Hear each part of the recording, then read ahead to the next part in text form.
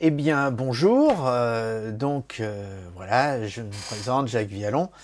Ça fait comme je l'ai dit à plusieurs reprises, ça fait une vingtaine d'années que je travaille dans le monde de l'image, que ce soit dans la vidéo et dans la photo. Et là, je voulais vous parler d'une toute petite innovation qui est énorme, que vient de réaliser Adobe. Alors, cette innovation, elle a été réalisée à la fois sur Lightroom et à la fois sur Camera Raw. Donc, ça sera exactement la même chose dans les deux logiciels. Moi, par habitude et par confort, je travaille principalement sur Camera Raw, puisqu'après, mes photos, je les bascule sur Photoshop pour ce que j'ai à faire en retouche. Et donc en fait, c'est vrai que travaillant maintenant en plus du 5D SR de chez Canon, j'ai un EOS R7 et donc avec un capteur avec un APS-C. En fait, je me suis amusé avec quelques amis. Nous sommes allés faire des photos pas très loin d'oiseaux sur un plan d'eau.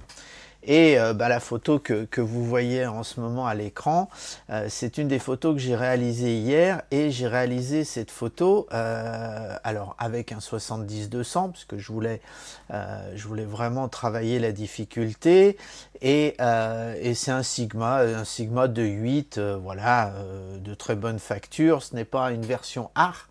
Donc ce ne sont pas des lentilles extrêmement travaillées. Donc voilà. Et dans les nombreuses photos que j'ai faites, j'avais cette photo d'un Foulk que je trouvais très très bien, mais que, vous voyez, si je grossis, bien sûr, si je rentre un peu dans l'image, ce qui est un peu logique, j'ai ce qu'on appelle du bruit.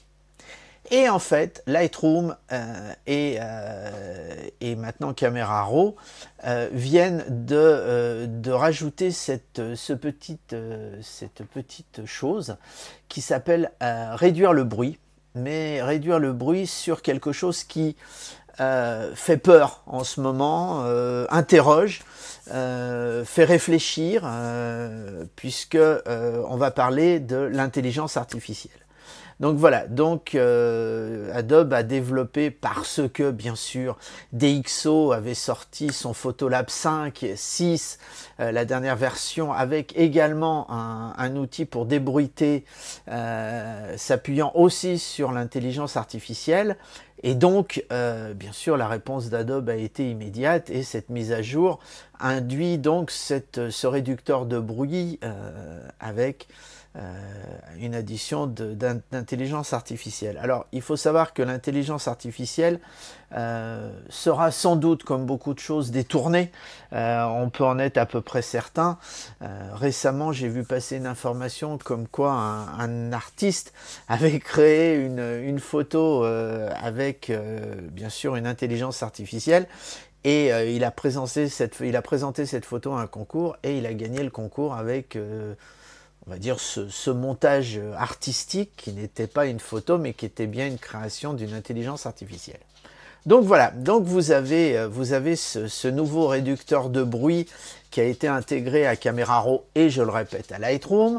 Donc il vous suffit juste de cliquer ici sur voilà, réducteur de bruit, et voilà. Maintenant, vous avez cette nouvelle fenêtre qui se présente, cette fenêtre qui vous permet de regarder, vous voyez, avec, et si vous cliquez dessus, sans accentuation, et c'est bluffant, c'est bluffant, c'est bluffant.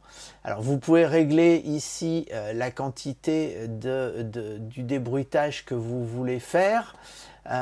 Si vous ne voulez pas travailler sur uniquement le bruit, ou si le niveau de bruit vous convient, vous pouvez passer en super résolution. Donc voilà, vous pouvez augmenter la résolution, mais à ce moment-là, ça ne débruite pas. C'est un choix alternatif. Donc voilà, maintenant j'ai testé la réduction du bruit. Alors, pourquoi je l'ai testé à ce niveau-là, c'est-à-dire 50%, je pense que ça devrait suffire. Il faudra affiner le truc. Moi, je l'ai monté jusqu'à 85% parce que comme là voilà, vous lancez accentué, parce qu'en fait je voulais vraiment recadrer dans ma photo, et comme vous le voyez, si vous voulez, j'ai beaucoup d'espace, alors que je voulais vraiment être sur l'oiseau.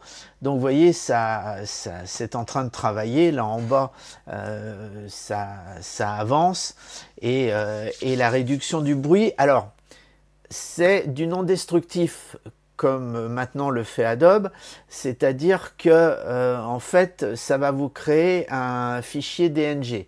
Donc votre fichier RAW, et ça ne travaille que sur les RAW pour l'instant.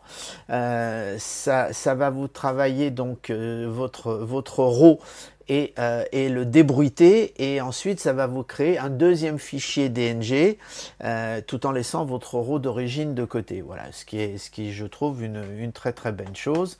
Donc écoutez, on va sauter cette étape et on va aller voir maintenant dans Photoshop directement.